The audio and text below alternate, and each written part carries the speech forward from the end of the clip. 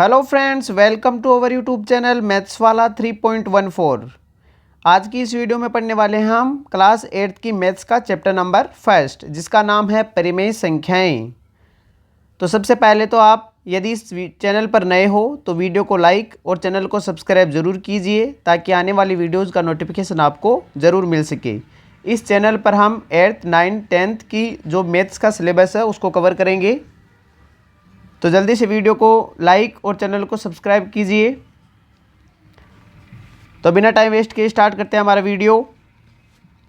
सबसे पहले दे रखा है संख्याओं की जानकारी। अब नाम है परिमेय संख्याएं, चैप्टर का नाम ही परिमेय संख्याएं हैं। तो सबसे पहले तो हम संख्याओं की जानकारी प्राप्त कर लेते हैं कि कौन कौन सी संख्याएं होती है, उनकी क्या परिभाषा होती है। तो देखिए, आप सबसे पहले दे रखा है प्राकृत संख्याएं। सबसे पहले कौन सी संख्या दे रखी है? प्राकृत संख्याएं। तो प्राकृत संख्याओं में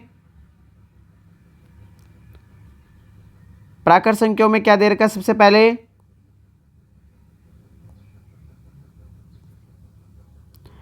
प्राकृत संख्या किसे कहते हैं? तो एक से अनंत तक संख्याएं प्राकृत संख्या कहलाती है। प्राकृत संख्या किसे कहा जाता है? एक से अनंत तक संख्याएं कौन सी कहलाती है? प्राकृत संख्याएं, जो हमें प्रकृति से मिली है। तो प्राकृत संख्या हो गई एक से अनंत तक। अब इन्हें किससे दर्शाया जाता है? तो प्राकृत संख्याओं को किससे दर्शाया जाएगा? एन से। प्राकृत संख्याओं को किससे दर्शाया जाएगा? कैपिटल एन से। अब इनके समुच्चय को किस प्रकार लिखेंगे? तो हम लिख सकते हैं यहाँ पर इन्हें कैपिटल एन से दर्शाया जाता है। इन्हें कैपिटल एन से दर्शाया जाता है। प्राकृत संख्याओं को किससे दर्शाया जाएगा? कैपिटल एन से। अब कैपिटल एन बराबर इनको समुच्चय के रूप में लिखें तो किस प्रकार लिखेंगे? 1, 2, 3, 4 से लेकर कहाँ तक? अनंत तक। ये हो गई प्राकृत संख्याओं का समुच्चय। ये होगी इसकी हिंदी में परिभाषा और ये होगी इसकी मैथमेटिकल परिभाषा, मैथमेटिकल डेफिनेशन। तो एक से अनंत तक की सभी संख्याएं क्या कहलाती है? प्राकृत संख्याएं। प्राकृत संख्याओं के बाद में आ जाती है पूर्ण संख्याएं। पूर्ण संख्याओं में किसे कहेंगे? पूर्ण संख्या। तो 0 से अनंत तक संख्याएं पूर्ण संख्या कहलाती है। यदि हम प्राकृत संख्या में 0 जोड़ दें, यदि हम प्राकृत संख्या जैसे 1, 2, 3, 4 इस प्रकार प्राकृत संख्या, यदि इसमें हम क्या जोड़ दें? 0, तो ये सभी कौन सी संख्या कहलाएगी? पूर्ण संख्याएं। तो 0 से अनंत तक संख्याएं क्या कहलाती है? पूर्ण संख्याएं। अब इन्हें किससे दर्शाया जाएगा? तो इन्हें याद रखना W से दर्शाया जाता है। इन्हें किससे दर्शाया जाता है? W से। इन्हें W से दर्शाया जाएगा। तो W बराबर क्या लिखेंगे समुच्चय के रूप में? W बराबर हो गया 0, 1, 2, 3, 4 से लेकर कहाँ तक हो जाएगा? अनंत तक। तो याद रखना, हमेशा प्राकृत संख्याएं 1 से स्टार्ट होकर अनंत तक जाती है, पूर्ण संख्याएं 0 से स्टार्ट होकर अनंत तक। अब ये भी याद रखें, अब कई बार कंफ्यूज हो जाते हैं, सब पूछ लेते हैं सबसे छोटी प्राकृत संख्या कौन सी होती है? तो सबसे छोटी प्राकृत संख्या हम 0 बता देते हैं, जो कि आंसर क्या हो जाता है? गलत। तो किस प्रकार हमें याद रखना है कि सबसे छोटी प्राकृत संख्या 1 होती है और सबसे छोटी पूर्ण संख्या 0 होती है? तो देखिए, प्राकृत संख्या में यहाँ पर कुछ इस प्रकार आपको 1 दिख रहा होगा। प्राकृत संख्या में यहाँ पर क्या दिख रहा है हमें? 1। ये क्या दिख रहा है हमें? 1। तो सबसे छोटी प्राकृत संख्या कौन सी होगी? 1। और पूर्ण संख्या में हमें देखिए यहाँ ऋण, ये क्या दिख रहा है हमें? 0 की तरह दिख रहा है। ऋण क्या दिख रहा है हमें? 0 की तरह है। तो सबसे छोटी पूर्ण संख्या तो होगी 0 और सबसे छोटी प्राकृत संख्या कौन सी होगी? 1। आगे चलें। आगे 3 नंबर पर दे रखी है पूर्णांक संख्याएं, इंटीजर्स। पूर्णांक संख्या दे रखी है ऋणात्मक अनंत से धनात्मक अनंत तक। ऋणात्मक अनंत से कहाँ तक? धनात्मक अनंत तक की सभी संख्याएं क्या कहलाएगी? पूर्णांक संख्याएं। अब पूर्णांक संख्याओं में माइनस की भी संख्या होगी और प्लस की भी। तो माइनस से लेकर प्लस तक सारी संख्या क्या कहलाएगी? पूर्णांक संख्याएं। अब पूर्णांक संख्या को किससे दर्शाया जाएगा? आई से। इंटीजर आई से दर्शाया जाएगा इन्हें। अब आई बराबर क्या हो जाएगा? आई बराबर यदि समुच्चय के रूप में लिखें तो समुच्चय क्या हो जाएगा यहाँ पर? माइनस अनंत से लेकर, जैसे माइनस का 2, माइनस का 1, 0, फिर आ जाएगा 1, 2, 3 इस प्रकार चलेगी अनंत तक। इस प्रकार सभी संख्याएं क्या कहलाएगी? पूर्णांक संख्याएं। अब पूर्णांक संख्याओं के बाद में आ जाता है हमारे पास सम संख्याएं। तो सम संख्याओं की परिभाषा क्या हो जाएगी? वे संख्याएं जिनमें इकाई अंक क्या क्या होना चाहिए? 0, 2, 4, 6 और 8। यदि किसी संख्या में इकाई अंक 0, 2, 4, 6, 8 में से कोई अंक आ जाए तो वो सभी संख्याएं कौन सी होगी? सम संख्याएं। अब सम संख्याओं की डेफिनेशन हो गई। उदाहरण के लिए हम लें तो उदाहरण के लिए जैसे 244 एक सम संख्या है। क्यों? क्योंकि लास्ट में कितना आ रहा है? 4।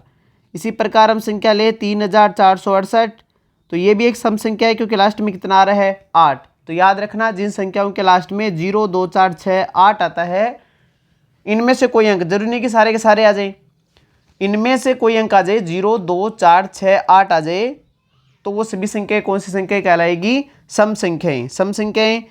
अब सम संख्याओं के बाद में आ जाएगा विषम संख्याएं। तो वे संख्याएं जिनमें इकाई अंक क्या होना चाहिए? 1, 3, 5, 7, 9। जिन संख्याओं में इकाई अंक 1 या 3 या 5 या 7 या 9 में से कोई अंक है, तो वो सभी संख्याएं, वे सभी संख्याएं क्या कहलाएगी? विषम संख्याएं, ओड नंबर्स।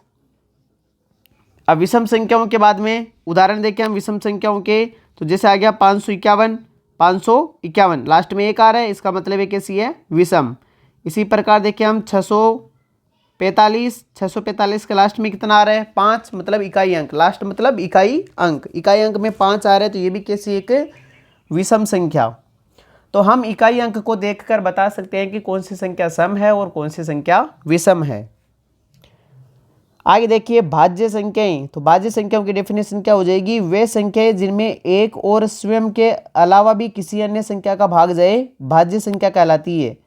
एक और खुद के अलावा एक किसी भी कोई भी संख्या, उसमें एक का तो भाग जाएगा ही जाएगा। हम कोई भी संख्या ले लें, कहीं से भी उठा के ले लें, 0 से अनंत तक की कोई भी संख्या मान लेते हैं, या फिर ऋणात्मक कोई भी संख्या ले, उसमें एक का तो भाग जाएगा ही जाएगा। एक का और खुद संख्या में भी खुद का भाग जाएगा। यदि इसके अलावा भी किसी संख्या का भाग जा रहा है, इसके अलावा भी किसी संख्या का क्या जा रहा है? भाग, तो वो संख्या कौन सी संख्या कहलाएगी? भाज्य संख्या है। तो भाज्य संख्याओं के लिए हम उदाहरण लिखें। जैसे आ गया हमारे पास 15 सम है, ये भाज्य है या अभाज्य? तो ये संख्या क्या होगी? भाज्य होगी। क्यों? क्योंकि इसमें 1 का भी भाग जा रहा है, 3 का भी भाग जा रहा है, 5 का भी भाग जा रहा है और 15 का भी भाग जा रहा है। इसलिए एक और खुद के अलावा भी कौन कौन आ गए? 3 और 5 आ गए, इसलिए ये संख्या कैसी होगी? भाज्य संख्या। या हम दूसरी परिभाषा लिखें तो केवल ये, यदि इसकी दूसरी परिभाषा गुणनखंड के रूप में लिखें तो 2 से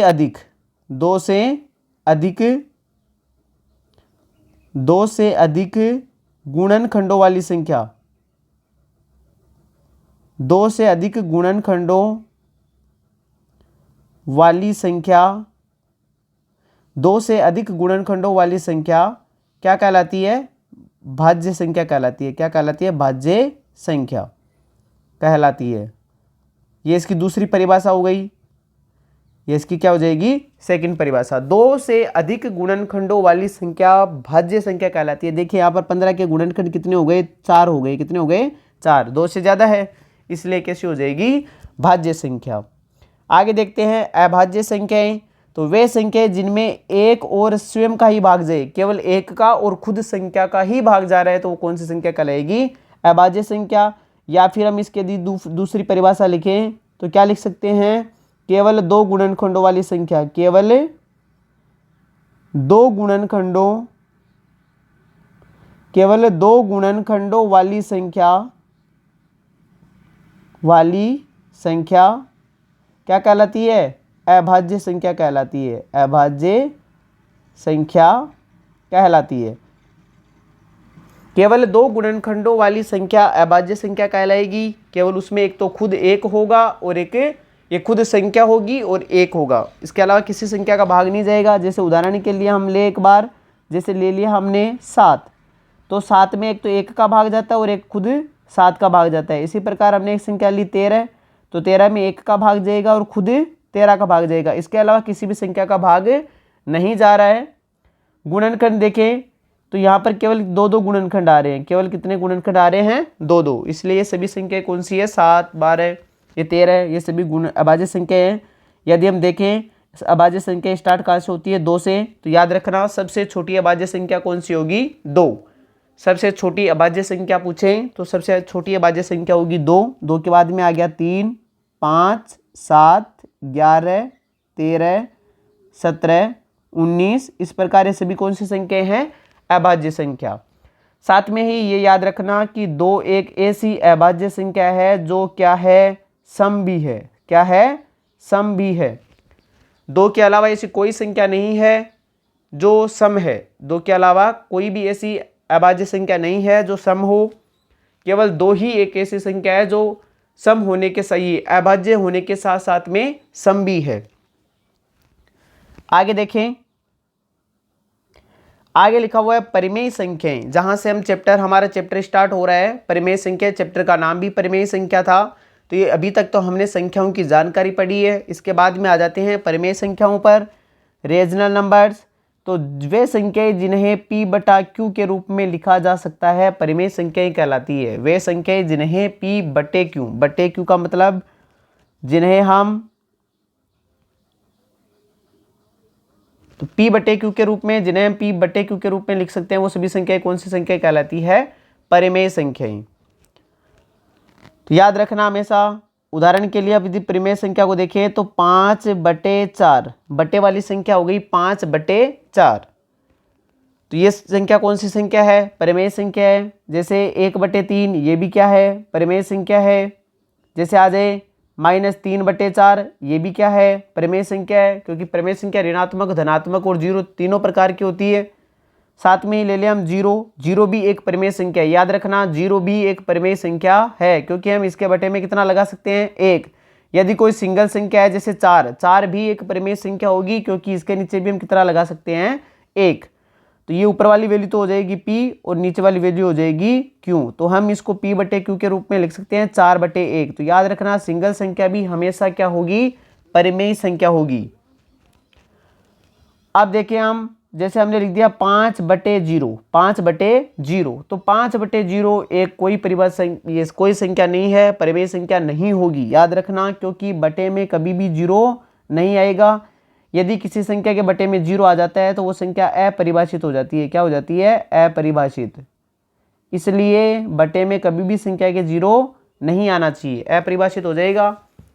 इसलिए यहाँ पर लिख सकते हैं हम कि Q है वो नॉट इक्वल 0 होना चाहिए। Q का मान क्या होना चाहिए? Not equal 0। Q कभी भी 0 नहीं होगा। परिमेय संख्या में बटे में कभी भी 0 नहीं आएगा। तो बटे वाली संख्याएं क्या कहलाएगी? परिमेय संख्याएं। याद रखना 0/1 जीरो भी एक परिमेय संख्या है, क्योंकि इसके नीचे हम क्या लगा सकते हैं? 1। और पढ़ेंगे हम। अभी के लिए इतना ही पढ़ना है परिमेय संख्याओं का, क्योंकि 8th में इतना दिया हुआ है। वैसे आप परिमेय संख्याओं को और भी बांट सकते हैं कि 0.3 पर बार, या फिर 0.3 केवल 0.3 ले, ये भी एक क्या है? परिमेय संख्या है। लेकिन ये आपके आगे आएगा 9th और 10th में आएगा। अभी के लिए आपके केवल इतना ही पार्ट दे रखा है ऊपर का ही। तो परिमेय संख्याओं की डेफिनेशन याद रखना, जिन संख्याओं को p बटा q के रूप में लिखा जा सके वो सभी संख्याएं कौन सी संख्या कहलाती है? परिमेय संख्याएं। अब आगे चले परिमेय संख्याओं के गुणधर्म। हमारा चैप्टर स्टार्ट हो गया है परिमेय संख्याओं की परिभाषा से। परिमेय संख्याओं की परिभाषा से हमारा चैप्टर स्टार्ट हो चुका है। अब हम आगे देखेंगे परिमेय संख्याओं के गुणधर्म। तो गुणधर्म का मतलब नियम हो गए। गुणधर्म का मतलब क्या हो गए? नियम। परिमेय संख्याओं के क्या क्या नियम है वो देखिए। सबसे पहला नियम आता है समवर्त नियम। कौन सा नियम आता है? समवर्त नियम। अब समवर्त नियम क्या होता है तो हम इसके लिए उदाहरण की सहायता से देखेंगे आगे। तो 3 प्रकार के नियम है परिमेय संख्याओं में। पहला नियम हो गया कौन सा? समवर्त नियम। दूसरा हो जाएगा क्रम विनिमय, और तीसरा हो जाएगा साहचर्य या साहचर्यता। साहचर्यता।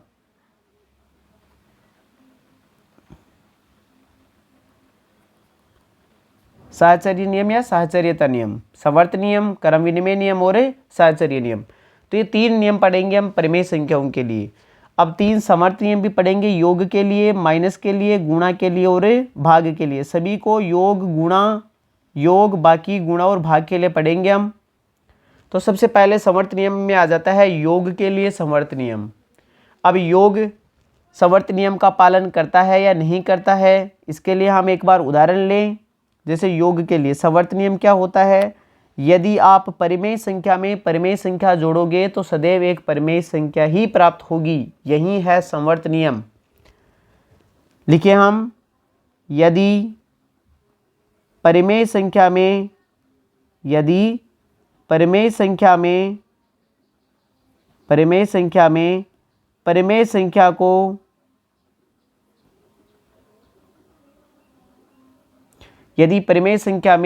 संख्या को जोड़ा जाए तो सदैव परिमेय संख्या प्राप्त होगी। परिमेय संख्या प्राप्त होगी। याद रखना हमेशा, परिमेय संख्या में परिमेय संख्या जोड़ने पर परिमेय संख्या ही प्राप्त होगी। यही है संवर्त नियम। कौन सा नियम है? संवर्त नियम। परिमेय संख्या में परिमेय संख्या जोड़ने पर परिमेय संख्या ही प्राप्त होती है। उदाहरण के लिए हम देखें, हमने 5/4 में 1/4 को जोड़ा, क्योंकि 5/4 भी परिमेय संख्या है, 1/4 भी क्या है? परिमेय संख्या। अब जोड़ दे, क्योंकि हम योग पढ़ रहे हैं। कौन सा नियम पढ़ रहे हैं? योग। इसलिए हमने योग किया है, तो इनका एलसीएम 4 आ जाएगा, ऊपर ऐसा का ऐसा जुड़ जाएगा। 5 + 1 कितना हो जाएगा? 6/4। 6/4 का मतलब हो गया 3/2। तो 5/4 परिमेय संख्या थी, 1/4 भी परिमेय संख्या थी, इसलिए आंसर हमारा जो 3/2 आया है वो भी एक परिमेय संख्या है। क्या है? परिमेय संख्या। इसलिए याद रखना, परिमेय संख्या में परिमेय संख्या को जोड़ने पर सदैव परिमेय संख्या ही प्राप्त होगी। यही है योग का संवर्त नियम। योग का संवर्त नियम। इसलिए हम लिखेंगे कि योग संवर्त होता है। योग क्या होता है? संवर्त, मतलब संवर्त नियम का पालन करता है। हम शॉर्ट में लिख देते हैं, योग संवर्त होता है। योग संवर्त होता है। योग संवर्त होता है। इसी के साथ में देखें, व्यवकलन के लिए संवर्त नियम, तो हमें वही परिभाषा लिखनी है। परिमेय संख्या में से परिमेय संख्या घटाने पर परिमेय संख्या में से परिमेय संख्या में से परिमेय संख्या में से परिमेय संख्या परिमेय संख्या में से परिमेय संख्या को घटाने पर परिमेय संख्या प्राप्त होती है। परिमेय संख्या प्राप्त होती है। यदि आप परिमेय संख्या में से परिमेय संख्या को घटाओगे तो भी आंसर एक परिमेय संख्या आएगी। उदाहरण के लिए हम चेक करें कि सही है या नहीं है। जैसे हमने 5/4 में से 1/4 को लेस किया, घटाया, तो हमारा आंसर आया 4/4, जो कि कट के कितना आता है? 1। और हमने पढ़ा है कि सिंगल संख्या भी क्या होगी? परिमेय संख्या, क्योंकि 1 को हम 1/1 लिख सकते हैं। अतः ये भी क्या है? एक परिमेय संख्या। ये भी क्या है? एक परिमेय संख्या। तो याद रखना, योग का संवर्त नियम पूछे तो परिमेय संख्या में परिमेय संख्या जोड़ने पर सदैव परिमेय संख्या प्राप्त होती है, इसलिए योग संवर्त होता है। माइनस के लिए देखें तो परिमेय संख्या में से परिमेय संख्या को घटाने पर परिमेय संख्या प्राप्त होती है। ये हो गया व्यवकलन के लिए संवर्त नियम। तो हम लिखेंगे, अतः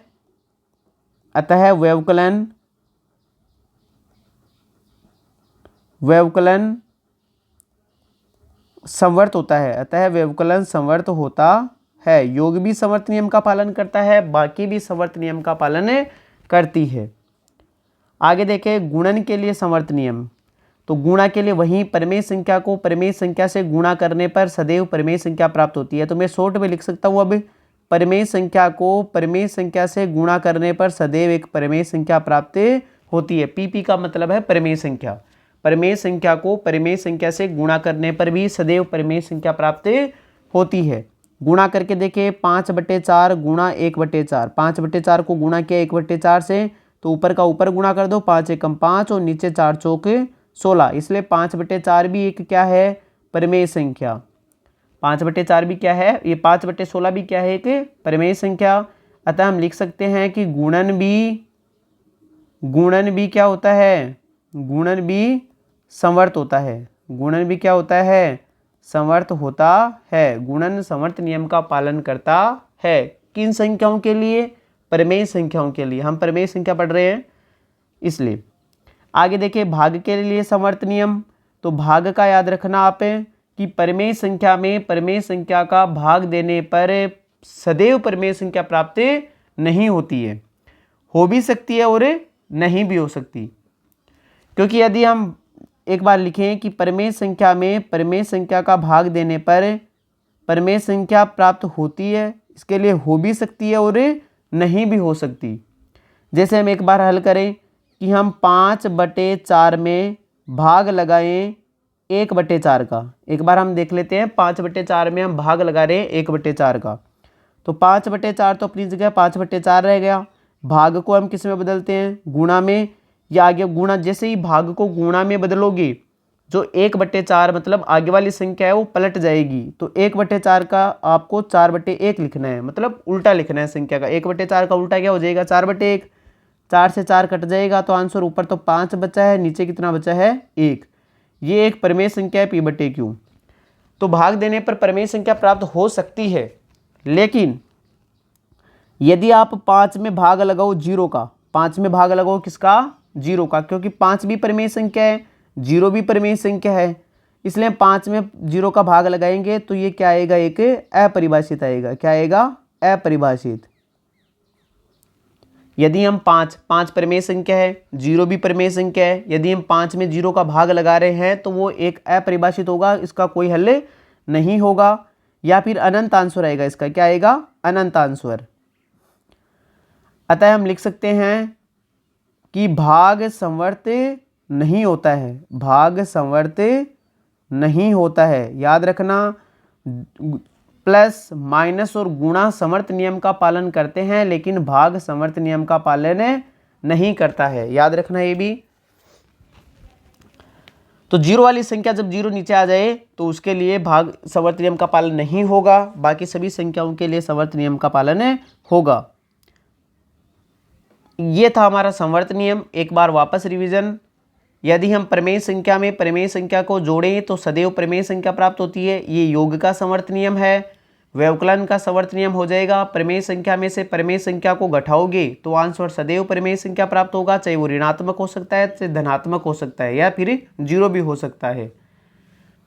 3 नंबर पर गुणा के लिए परिमेय संख्या को परिमेय संख्या से गुणा करने पर सदैव परिमेय संख्या प्राप्त होती है, ये गुणा का समवर्त नियम। और भाग के लिए परिमेय संख्या में परिमेय संख्या का भाग देने पर सदैव परिमेय संख्या प्राप्त नहीं होती है, हो भी सकती है और नहीं भी हो सकती। यदि सिंगल संख्या आ जाए 0 को छोड़कर तब तो भाग जाएगा, लेकिन यदि 5 में 0 का भाग लगाएं, 0 नीचे आ जाए, 0 का भाग दें तो उसके लिए समवर्त नियम का पालन नहीं होगा। तो ये था समवर्त नियम। अब पढ़ेंगे हम कौन सा नियम है? क्रम विनिमय। क्रम विनिमय का मतलब है क्रम का पलटना। 1 नंबर वाले को 2 नंबर पर, 2 नंबर वाले को 1 नंबर पर, या फिर 2 नंबर वाले को 3 नंबर पर, 3 नंबर वाले को 2 नंबर पर। इस प्रकार आपको क्रम चेंज करना है। तो क्रम चेंज करने का ये हो गया। एक बार देखिए हम कि a प्लस बी को आप b प्लस ए भी लिख सकते हो। तो ये हो गया क्रम विनिमय नियम कि a प्लस बी को हम b प्लस ए भी लिख सकते हैं। ये योग का क्रम विनिमय है। अभी पढ़ेंगे योग के लिए क्रम विनिमय। सबसे पहले कौन सा पढ़ेंगे? योग के लिए क्रम विनिमय नियम। तो इसके लिए हम क्या लिखें? योग के क्रम विनिमय में आपको लिखना है कि पहली संख्या में दूसरी संख्या जोड़ें, पहली संख्या में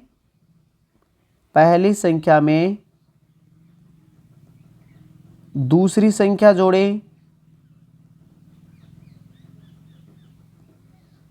या दूसरी संख्या में पहली संख्या जोड़ें।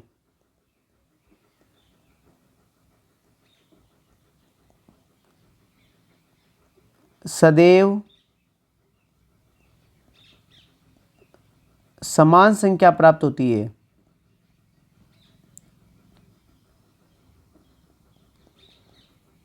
यही है योग का क्रम विनिमय नियम। पहली संख्या में दूसरी संख्या जोड़ें या फिर दूसरी संख्या में पहली संख्या जोड़ें, सदैव समान संख्या प्राप्त होती है। इसी को कहा जाता है योग का क्रम विनिमय नियम।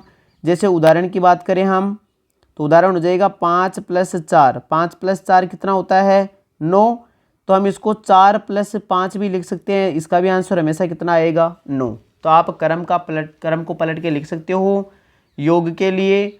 तो लिखना योग सदैव क्रम विनिमय नियम का पालन करता है। तो आगे लिखेंगे हम योग क्रम विनिमय होता है, योग क्रम विनिमय होता है। यदि हम पहली संख्या में दूसरी संख्या जोड़ें, चाहे दूसरी संख्या में पहली संख्या जोड़ें, आंसर सदैव समान आएगा। इसलिए योग क्रम विनिमय नियम का पालन करता है। यह था योग के लिए क्रम विनिमय नियम। अब पढ़ेंगे व्यवकलन के लिए क्रम विनिमय नियम। उसी प्रकार लिखना है, जैसे पहली संख्या में से दूसरी संख्या घटाएं या दूसरी संख्या में पहली संख्या घटाएं, आंसर सदैव समान प्राप्त नहीं होता है। चाहे फर्स्ट में से सेकंड संख्या को घटाएं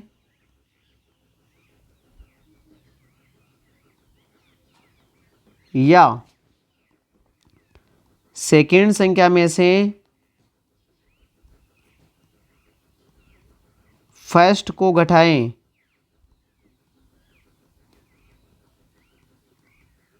समान संख्या प्राप्त नहीं होती है। तो जो व्यवकलन है वो क्रम विनिमय नियम का पालन नहीं करेगा। उदाहरण के लिए हम देखें तो 5 में से 4 को घटाया तो आंसर कितना आया 1।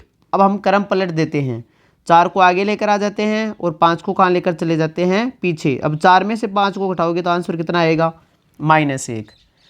तो ये एक तो आंसर आ रहा है 1 और एक आ रहा है -1। तो क्या ये दोनों समान है क्या? ये दोनों समान नहीं है, दोनों क्या है असमान है। तो व्यवकलन है वो क्रम विनिमय नियम का पालन नहीं करता है। अतः लिखेंगे हम व्यवकलन क्रम विनिमय नहीं है, व्यवकलन क्रम विनिमय नहीं है। योग क्रम विनिमय होता है लेकिन व्यवकलन क्रम विनिमय नहीं होता है। अब आगे सी नंबर पर चले, गुणन के लिए क्रम विनिमय नियम। तो फर्स्ट संख्या को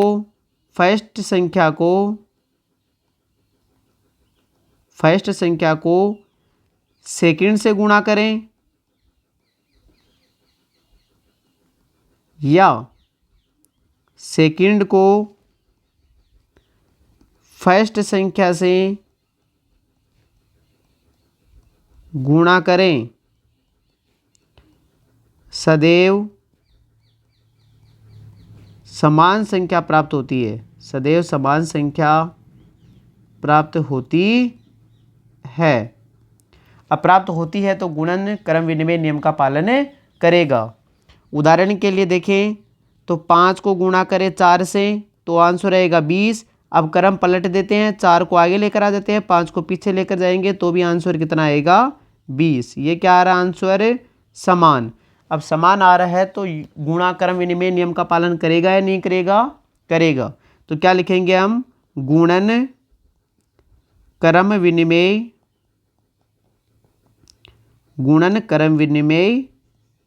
होता है, गुणन क्रम विनिमय होता है। तो ये हो गया गुणा के लिए। हम इसको स्टार्टिंग सभी जैसे हम भाग सीखते हैं या गुणा सीखते हैं तब से स्टार्ट करते हैं हम, क्योंकि हमने छोटी क्लासों में पढ़ा है। जैसे 52 को गुणा करना है 8 से, 52 को गुणा करना है 8 से, या फिर देखिए हम 58 को गुणा करें एक बार 2 से, तब 2 का पाड़ा 8 बार बोलने के बजाय हम 8 का पाड़ा कितनी बार बोलते हैं 2 बार। हमने छोटी क्लासों में जैसे गुणा किया था तो हमने क्या किया, 2 का पाड़ा जैसे 8 बार बोलना है, हमें सिखाया गया कि 2 का पाड़ा 8 बार बोलना है। तो हम क्या जैसे जैसे बड़े हुए हमने 8 का पाड़ा कितनी बार बोल लिया 2 बार। इसी को तो क्रम विनिमय बोलते हैं, चाहे 2 का पाड़ा 8 बार बोले चाहे 8 का पाड़ा 2 बार बोले, आंसर हमेशा कितना आना है 16। यह था गुणन का क्रम विनिमय। अब है भाग का क्रम विनिमय। भाग का क्रम विनिमय पढ़े तो भाग के क्रम विनिमय के लिए पहली संख्या में दूसरी संख्या का भाग दें, चाहे फर्स्ट में आप सेकंड संख्या का भाग दो। अभी ये थ्योरी है वो लिख लेना। फर्स्ट में सेकंड का भाग दें या फिर सेकंड संख्या में फर्स्ट संख्या का भाग दें। समान संख्या प्राप्त नहीं होती है, समान संख्या प्राप्त नहीं होती है। आप पहली संख्या में चाहे दूसरी संख्या का भाग दो, चाहे दूसरे में पहली संख्या का भाग दो, आंसर समान नहीं आएगा। उदाहरण के लिए देखें तो हम 10 में भाग देते हैं 5 का, 10 में भाग देते हैं किसका, 5 का। यदि आप प्रमेय संख्याओं, जिसमें हम प्रमेय संख्याओं के लिए पढ़ रहे हैं, तो प्रमेय संख्या लिख सकते हो आप। ये सभी वैसे भी प्रमेय संख्याएं हैं, 5/4, ये 5 और 4 सभी प्रमेय संख्या है। आप बटे वाली संख्या लेकर भी कर सकते हो। 10 में भाग लगाया 5 का, तो आंसर कितना आया, 2। हम क्रम चेंज कर रहे हैं, 5 में भाग लगा रहे हैं किसका, 10 का, तो आंसर कितना आएगा, 1/2 आएगा। कितना आएगा, 1/2, क्योंकि 5 में भाग लगा रहे हैं 10 का, तो 5 में भाग लगा रहे हैं 10 का, तो इसको 5/10 लिखेंगे। 5 एकम 5 और 5 दूनी 10, आंसर कितना आएगा, 1/2। एक तो 2 आ रहा है और एक का 1/2 आ रहा है, तो आंसर समान नहीं आ रहा है, अतः लिखेंगे भाग क्रम विनिमय नहीं होता है। भाग क्रम विनिमय, भाग क्रम विनिमय नहीं होता है, भाग क्रम विनिमय नहीं होता है। तो ये था आपका कौन सा नियम, क्रम विनिमय। योग क्रम विनिमय नियम का पालन करता है और गुणा क्रम विनिमय नियम का पालन करता है, लेकिन व्यवकलन और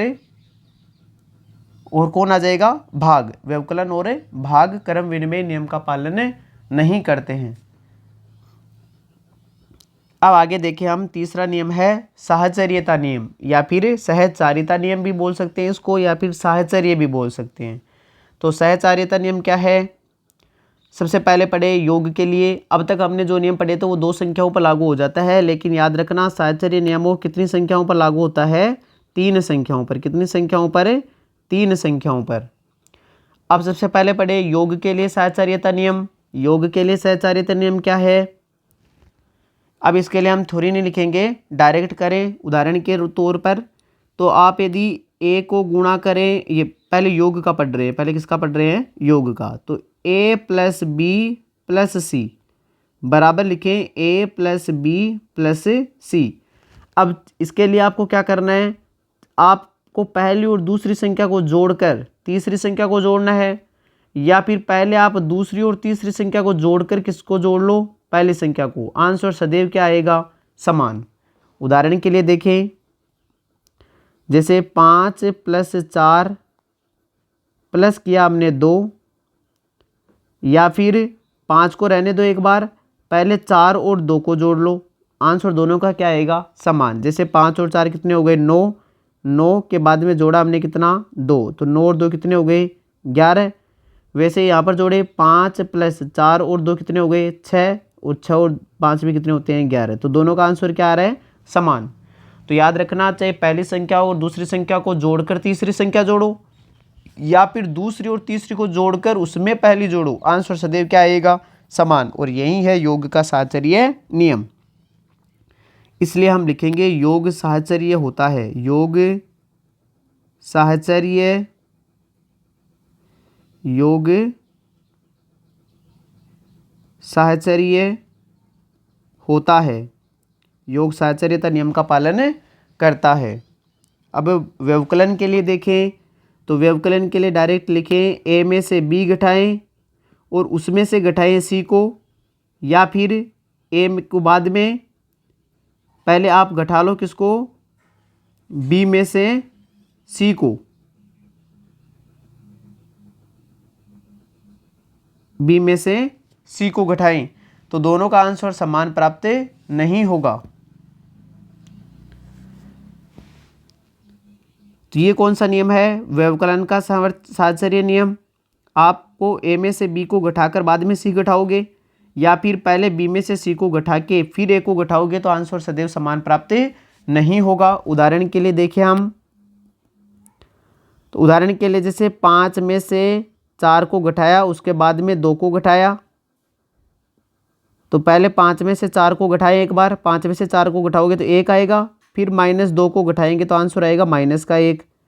अब हम 5 - 4 - 2, अब 2 कोष्टक है वो दूसरी और तीसरी संख्या के लगाए, तो 5 फिर -4 में से 2 को घटाओगे तो कितना आएगा, 2, 5 में से 2 को घटाओगे तो कितना आएगा, 3। ये बराबर है या नहीं है, नहीं है, इसलिए व्यवकलन साहचर्यता नियम का पालन नहीं करता है। तो क्या लिखेंगे, व्यवकलन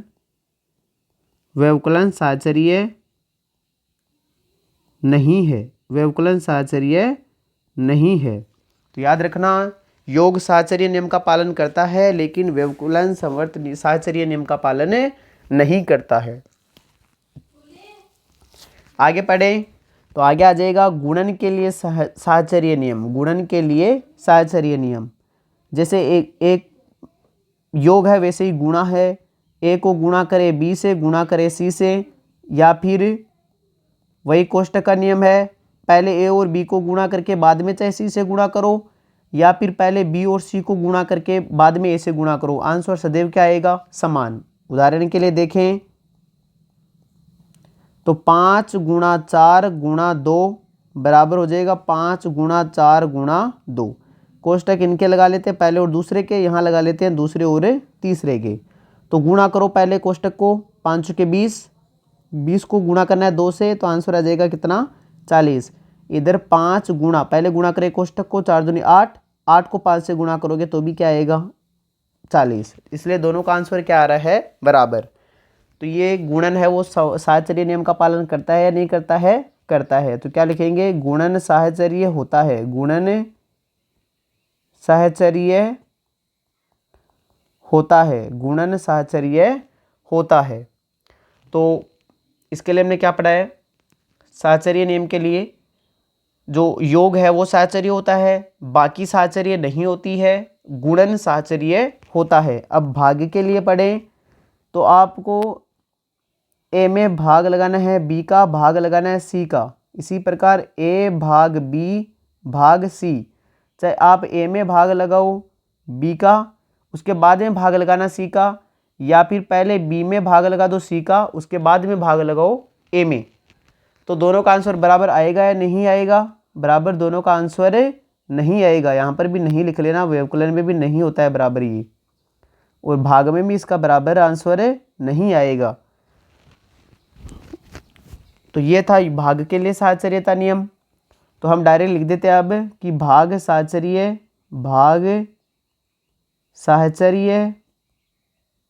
नहीं होता है। आप भाग लगा के देख लेना, उदाहरण के जैसे भाग साहचर्य नहीं होगा। या हम उदाहरण ले लेते एक बार, 5 में भाग लगाया 4 का, भाग लगाया 2 का, या फिर 5 में भाग लगाया 4 का, भाग लगाया 2 का। पहले 5 में भाग लगा रहे हैं 4 का, तो 5 में भाग लगा रहे हैं 4 का, उसके बाद में भाग लगा रहे हैं 2 का, तो ये लिख गया 5/4, भाग को हमने बदल दिया गुणा में, और आगे वाला 2 है वो 1/2 हो जाएगा। तो इसका आंसर आ जाएगा ऊपर 5 से कम 5 और नीचे आ जाएगा 4 दूनी 8।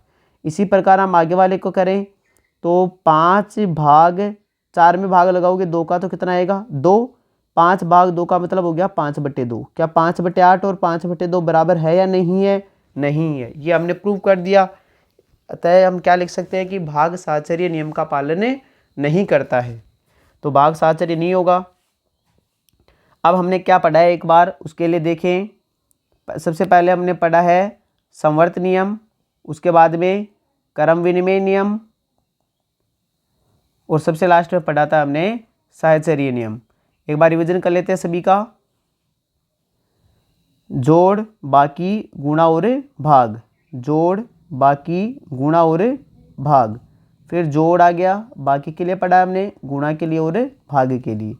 तो संवर्त नियम जोड़ के लिए पालन करता है, बाकी के लिए भी पालन करेगा, गुणा के लिए भी पालन करेगा, लेकिन भाग के लिए पालन नहीं करेगा। क्रम विनिमय जोड़ के लिए पालन करता है, बाकी के लिए नहीं करता, गुणा के लिए पालन करेगा, भाग के लिए पालन नहीं करेगा। साहचर्य नियम जोड़ के लिए पालन करेगा, बाकी के लिए पालन नहीं, गुणा के लिए पालन करेगा, भाग के लिए नहीं। तो अभी तक जितना हमने नियम पढ़े हैं, प्रमेय संख्याओं के गुणधर्म पढ़े हैं, वो यहीं इसी बॉक्स में है। तो आप इस प्रकार भी याद रख सकते हो ये। तो ये थे प्रमेय संख्याओं के गुणधर्म। तो आपको वीडियो अच्छा लगा होगा, समझ में आया होगा। यदि वीडियो अच्छा लगा है तो वीडियो को लाइक और चैनल को सब्सक्राइब जरूर कीजिए यदि आप वीडियो चैनल पर नए हो।